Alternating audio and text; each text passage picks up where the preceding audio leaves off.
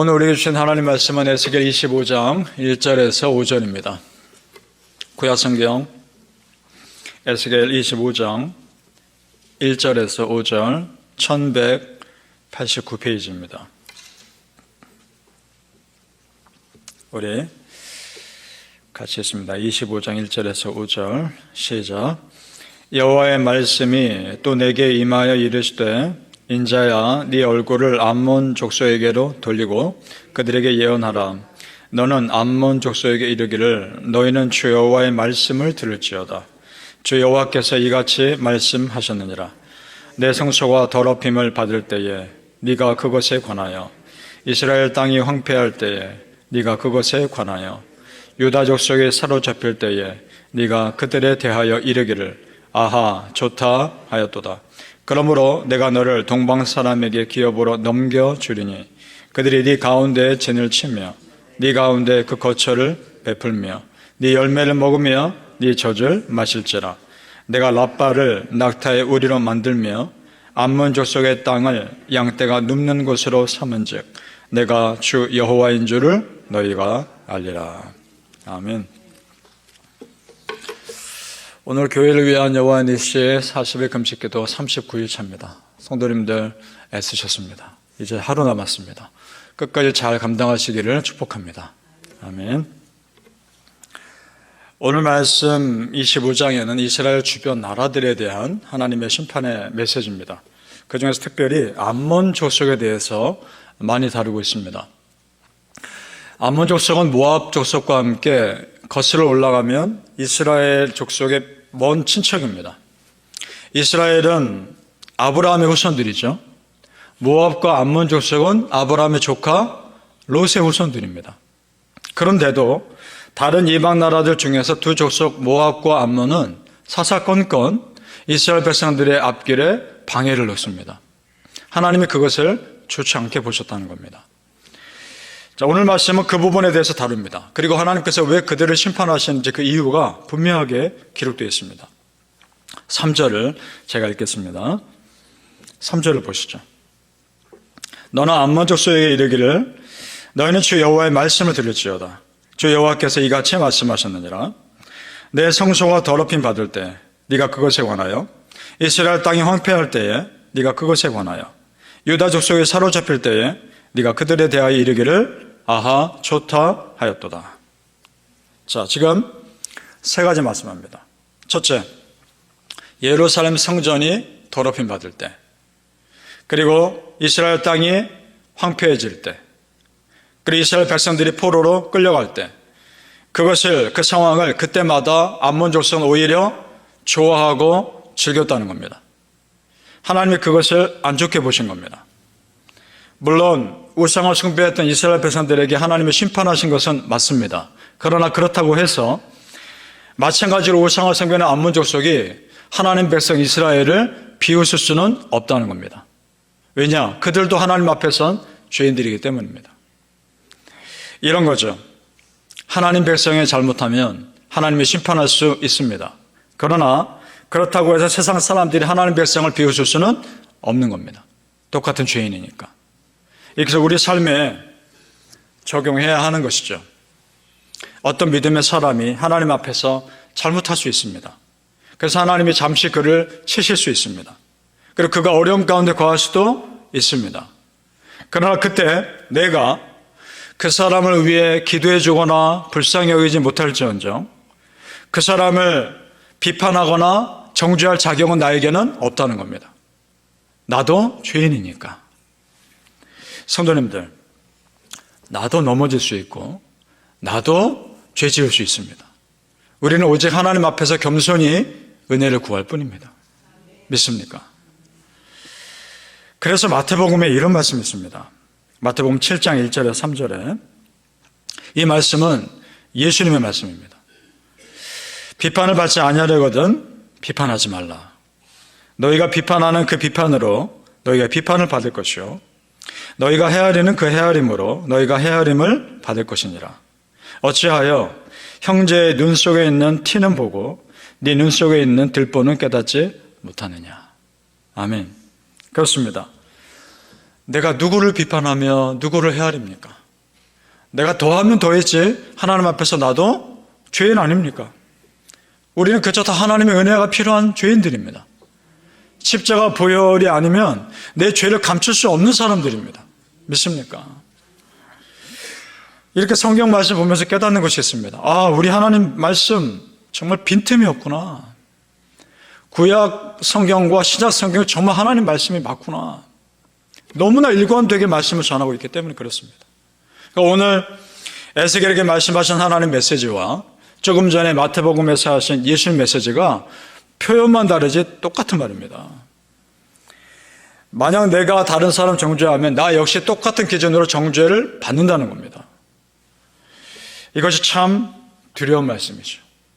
우리 성도님들, 하나님의 성경 말씀 앞에 두려운 마음으로 섭시다. 그리고 정말 말씀대로 살려고 노력합시다.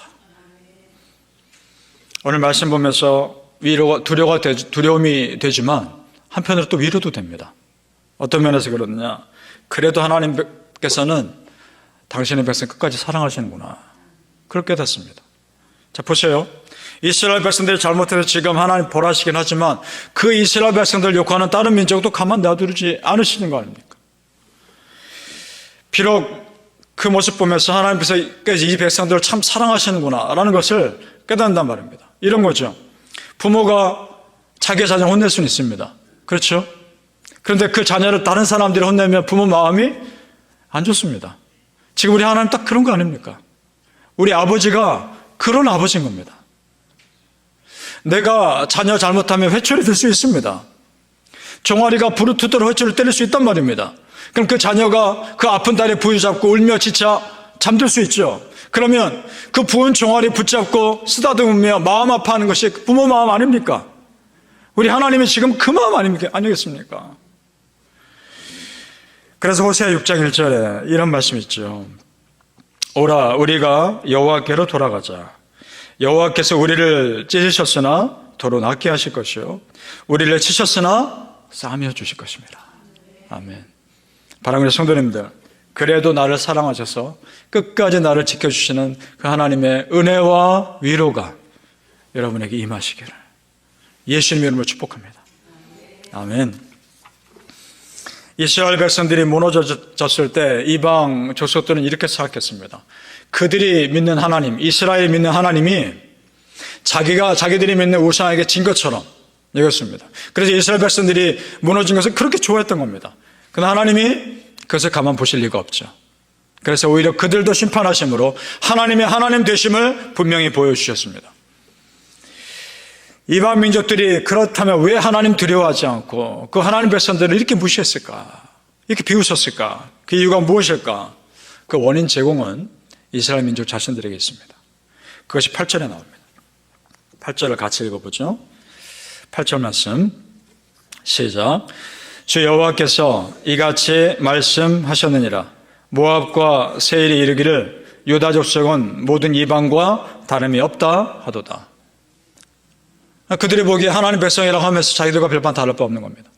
너희가 하나님 믿는 사람이라고 하면서 우리가 다를 게 뭐가 뭐냐 하면서 비웃었던 겁니다. 그래서 성경에는 비슷한 비유의 말씀들이 나옵니다. 이런 것들이죠. 예를 들어서 맛을 잃은 소금. 소금이 짠맛이 있습니다. 아무 데도 쓸 데가 없습니다. 그 다음에 기름 없는 등불. 등은 있는데 기름이 없어 불을 붙이지 못합니다. 또 이런 것도 있죠. 등불이 등경 위에 있지 않고 말 아래 있다라는 표현도 나옵니다. 높은 곳에 있지 않고 말 아래 어떤 보울 같은데, 접시 같은데 그 밑에 있다. 그래서 비추지 못하는 겁니다. 아무 쓸모가 없는 겁니다. 무슨 말입니까? 표현만 다르지 다 같은 말이죠. 한마디로 하나님 백성이 믿는 자답게 살지 못한다는 겁니다.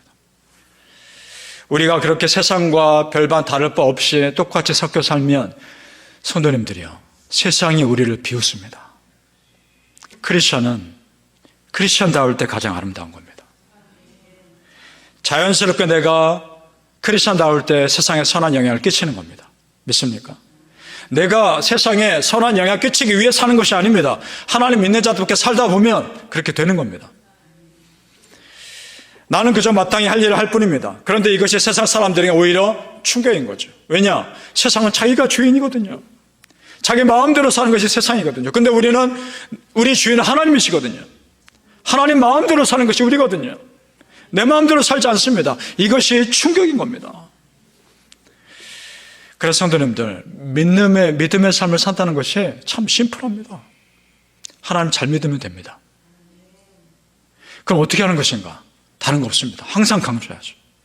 예배 잘 드리고, 성경 말씀 꾸준히 읽고, 기도 열심히 하는 거, 그리고 그 말씀대로 살려고 애쓰는 거, 그겁니다. 믿습니까? 다른 게 뭐가 필요한 겁니까? 성도님들이요, 하나님 잘 믿읍시다. 로마서 2장 24절에 이런 말씀이 있어요. 하나님의 이름이 너희 때문에 이방 중에서 모독을 받는도다. 이런 말이 있습니다. 오히려 반대여야 합니다. 우리 성도님들이요, 하나님의 이름이 여러분 때문에 이 세상에서 높임받을 수 있기를 예수님의 이름으로 축복합니다. 아멘. 기도하겠습니다. 아버지 하나님, 예수 잘 믿게 해주옵소서. 예배 잘 드리고 성경 말씀 꾸준히 읽고 기도 열심히 하고 말씀대로 살려고 노력하게 도와주옵소서. 하나님 성경 말씀 앞에 두려운 마음으로 서게 하옵소서. 하나님 말씀은 정말 빈틈이 없습니다. 그 말씀 앞에 나를 둘러보아 부족한 것이 있다면 회개하게 하시고, 하나님의 은혜가 있다면 감사하게 하시고, 참 하나님의 말씀 위에 든든히 서게 하여 주옵소서. 말씀이 꿀송이보다 단다는 것을 체험하게 해주시고, 그 말씀 앞에 두려운 마음으로 서게 하시고, 말씀이 우리 삶을 이끄는 기준이 되게 하여 주시옵소서. 우리 성도님들에게 말씀의 은혜가 임할지어다, 말씀의 충만함이 임할지어다. 그 말씀대로 살 때 하나님의 역사가 우리 성도님들의 가정에 임하게 하여 주시옵소서. 감사하며 예수님의 이름으로 기도합나이다. 아멘.